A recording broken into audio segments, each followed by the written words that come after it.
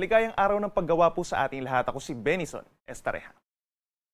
Ngayong araw po ng Thursday, patuloy pa rin ang mga paulan sa malaking bahagi ng Palawan and Mindanao dahil pa rin yan sa Intertropical Convergence Zone or ITCZ, convergence ng mga hangin galing po sa may northern and southern hemispheres, kaya aasahan pa rin po ang mga pag-uulan doon na minsan ay malalakas.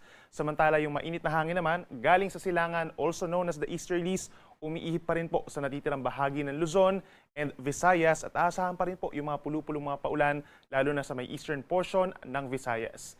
Base sa ating latest satellite animation, meron tayong namamataan ng mga kumpul ng ulap or cloud clusters far east of Mindanao. Ito po yung malapit dito sa may boundary line at yung malayong parte pa ng Mindanao sa labas ng Philippine Area of Responsibility.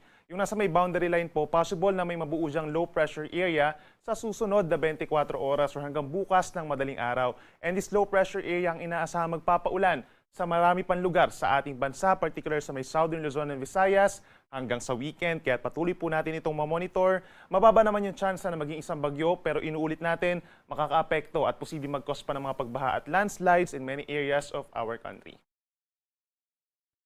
Ngayong araw po ng Thursday, aasahan pa rin sa malaking bahagi ng Luzon ang epekto ng easterlies. Generally, magiging mainit pa rin po. Maaliwalas ang panahon sa maraming lugar sa umaga or bahagyang maulap ang kalangitan at sasamahan pa rin ng mga pulu-pulong mga pag-ulan or pagkidlat pagkulog pagsapit ng hapon or gabi, lalo na dito sa malaking bahagi po ng Northern Luzon and some areas pa dito sa may Mimaropa and Bicol region.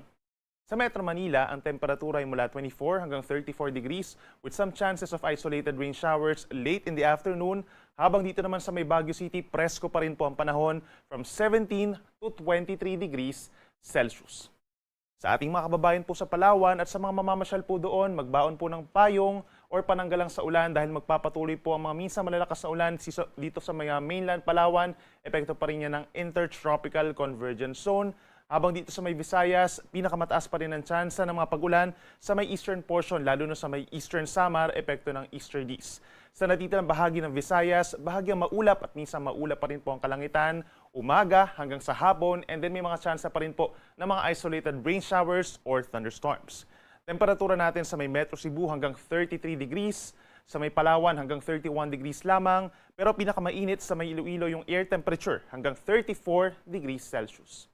At sa ating mga kababayan naman po sa Mindanao, bagamat may mga pagkakataon pa rin sa umaga hanggang tanghali na hindi naman po umuulan or maaliwalas ang panahon, pagsapit ng hapon hanggang sa gabi, malaking bahagi na po ng Mindanao ang magkakaroon muli ng makulimlim na panahon or maulap na kalangitan at sasamahan pa rin yan ng mga minsan malalakas na mga pag-ulan, lalo na sa may Zamboanga Peninsula, Bangsamoro Region, and Soxargen, dulot pa rin yan ng ITCZ, kaya make sure po na meron dalang payong at mag-ingat pa rin po sa banta ng mga pagbaha at pagguho ng lupa.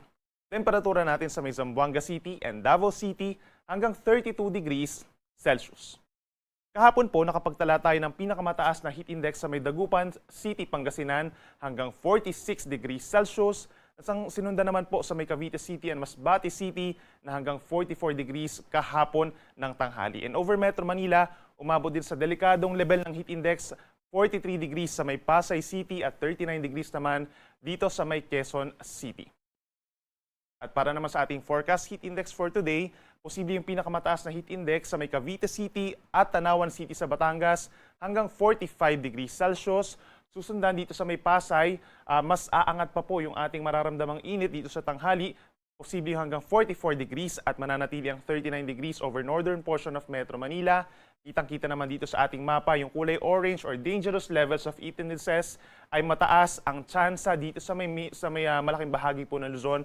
We're talking of Palawan, dito sa may Mindoro, sa may areas ng Camarines Sur, Masbate, dito sa may Cagayan, Isabela, La Union, Pangasinan, at sa marami pa pong lugar sa mga kapatagan po natin dito sa may Central Luzon and Calabarzon as well as Metro Manila. May mga lugar po dyan na magiging matindi pa rin ang init.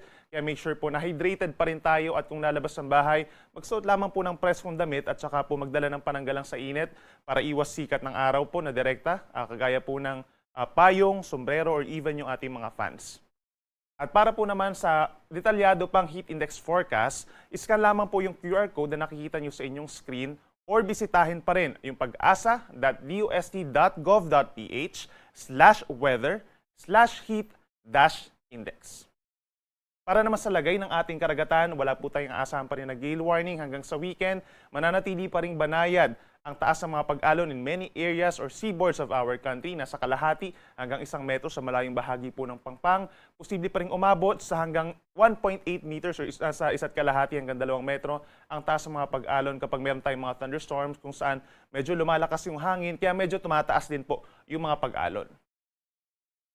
At para naman sa ating 4-day weather forecast, simula po sa Friday hanggang sa early next week, that's May 2 to May 5, mga unang araw po yan ng Mayo, aasahan pa rin po sa malaking bahagi pa ng ating bansa. Mas dadami pa po yung magkakaroon ng mga paulan. Tulad nga na nabanggit natin kanina, yung possible formation of low pressure area, posibleng lumapit po ito sa ating kalupaan at mag-trigger pa along with the ITCZ yung mga paulan dito sa bahagi po ng Bicol Region, malaking bahagi na ng Mimaropa, Visayas pa rin, and Mindanao dahil dun sa dalawang weather systems natin. Kaya't mag-ingat na po sa mga banta ng baha at pagguho ng lupa, lagi tumutok sa ating mga rainfall advisories and worst case scenario, heavy rainfall warnings po.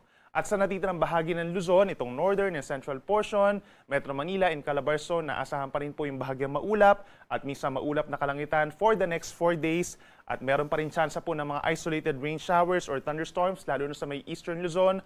Dulot pa rin yan ng mainit na easterlies. At dahil simula po ng buwan, aasahan pa rin po natin yung mas tumataas na tsansa ng mga pagkakaroon po ng mga bagyo dahil papalapit na po tayo sa panahon ng tag-ulan na tinatawag or typhoon season na rin po. Ito yung nakikita nyo sa inyong screen, yung tinatawag natin na tropical cyclone, climatological tract o yung mga typical po na mga dinadaanan ng mga bagyo tuwing buwan ng Mayo. Yung nakikita nyo po sa ating screen, yung mga maliliit lamang po yung mga pino na linyang kulay itim, yan po yung lahat ng tracks ng mga bagyo for the last 75 years.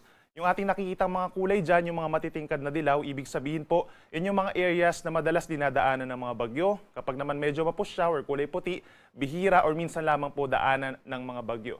At itong makapal na linya na kulay itim, ito yung tinatawag natin na average track o yung typical po na daanan ng mga bagyo tuwing buwan ng Mayo. So ibig sabihin po, meron tayong dalawang senaryo. Possible na nagre-recurve po yung mga bagyo at habang dumadaan po sa ating kalupaan. So kapag kunwari, mababa yung pamumuo ng mga bagyo dito sa may silangan po ng Mindanao o kapag malapit na dito sa may Eastern Visayas, yung recurvature niya ay dito po sa may areas ng Eastern Visayas and mainland Luzon. So magkakaroon po dyan ng matitinding ulan at saka po malakas na hangin. Kapag medyo mataas naman yung pamumuo ng mga bagyo, kapag dito sa may silangan ng Visayas at malayo sa ating kalupaan, maliit yung tsansa na nagla-landfall pero magre-recurve po, malapit pa rin dito sa Luzon. So may mga areas pa rin na magkakaroon ng minsan malalakas na mga pag-ulan.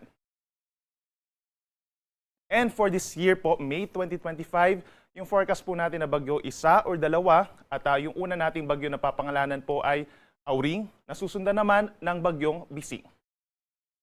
Ang ating sunrise ay 5:34 AM at ang sunset ay 6:13 ng gabi. Yan muna ang latest mula dito sa Weather Forecasting Center ng Pag-asa. Ako muli si Benison Estareja na nagsasabing sana mapanahon, pag-asa magandang solusyon.